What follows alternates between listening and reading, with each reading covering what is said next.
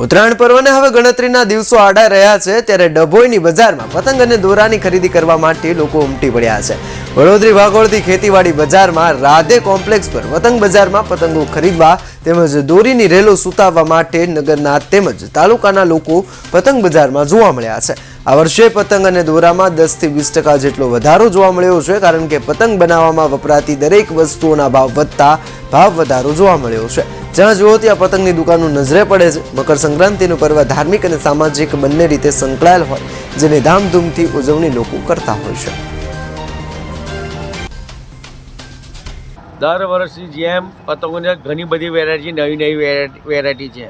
નાના બાળકો માટે કાર્ટૂનવાળી બધી નાની સાઈઝની, મોટી સાઈઝ દરેક જાતની પતંગો છે ને મોટા માણસો, મોટા વ્યક્તિઓ માટે મોટી પતંગોમાં કાટની છે, ચીલ છે, કાણેદાર છે, પ્લેન છે, ચક્કી છે, બધી જાતની પતંગો છે।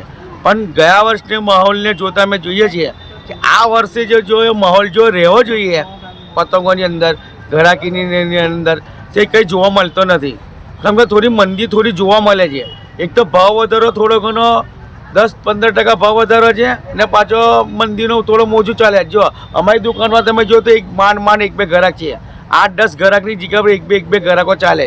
તો ઘણી મંદી છે ભાવ વધારાના લીધે ને કંઈ એટલું બધું જોવા નહીં મળતું। છેલ્લા જો અમે એવી અપેક્ષા રાખીએ છીએ કે હવેના સમય કે 11, 12 ને 13 તારીખ આવે એમાં થોડી ઘણી બી અમે ગ્રાહકી માંગીએ છીએ કે ગ્રાહકી થોડી ઘણી ચાલે તો અમારો માલ નીકળે, અમને રોજીરોટી મળે।